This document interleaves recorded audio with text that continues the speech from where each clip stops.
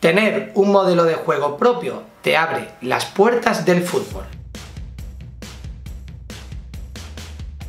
Hola a todos y bienvenidos a Football Secret. Hoy vamos a explicar qué es un modelo de juego, para qué sirve un modelo de juego y por qué tenemos que crear nuestro modelo de juego. Para ello vamos a explicar lo que tú necesitas para conseguir la llave para triunfar. Vayamos a ello.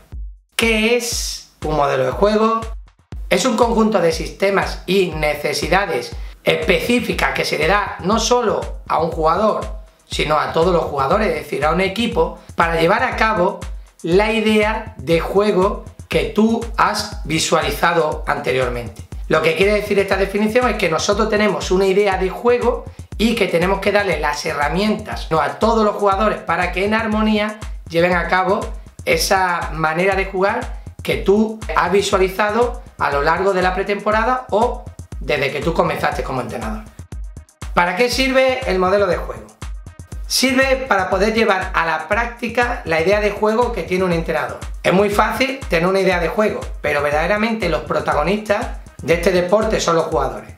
Con lo que el modelo de juego va a explicar de manera específica a cada jugador lo que tiene que hacer en cada momento y en cada zona del campo, ya sea en fase ofensiva, en fase defensiva o en transición, que es lo que llamamos como estructura del juego.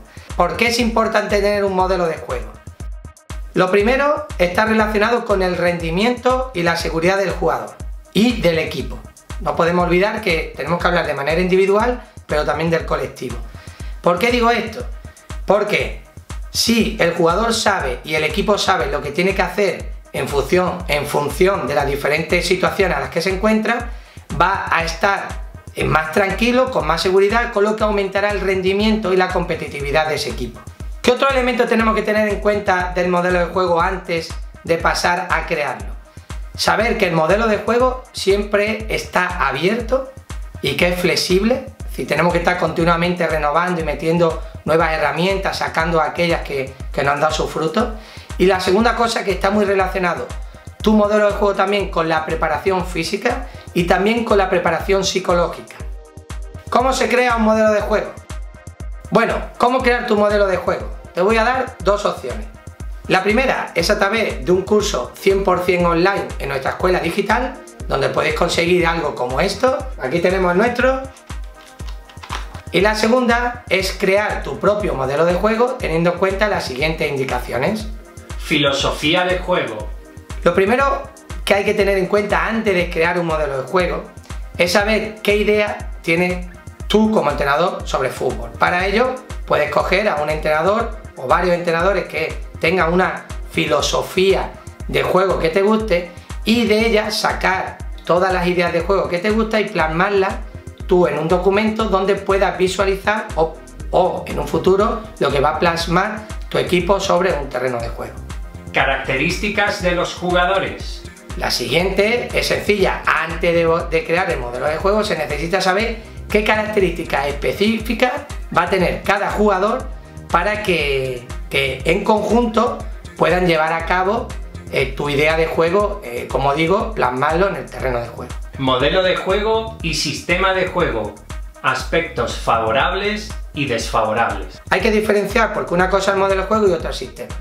El modelo de juego es un conjunto de sistemas, como dijimos anteriormente, y debe de saber qué funciones específicas tiene que llevar a cabo cada jugador y también de forma colectiva. Luego pasamos a los sistemas.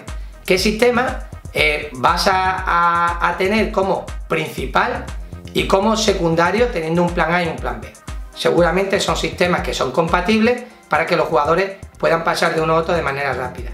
Y aquí tenemos que tener muy claro qué aspectos favorables tienen estos sistemas, dónde podemos hacer daño con estos sistemas y qué aspectos son desfavorables, es decir, qué aspectos el otro equipo nos puede hacer daño usando estos sistemas. Teniendo esa idea clara de sistema, podemos ya empezar a ver qué cosas buenas tienen que hacer nuestros jugadores con ese sistema de juego y con el modelo de juego que hemos entendido y qué cosas debemos de tener cuidado tanto con nuestro sistema de juego como con el modelo de juego. Si no nos enteramos muy bien, porque es verdad que son cosas un poco específicas, ya sabéis que en el curso se explican mucho mejor y con más tiempo. Estructuración del juego. Ahora pasamos a las fases del juego. Sabemos que tenemos la fase de ataque, la fase de defensa y las transiciones.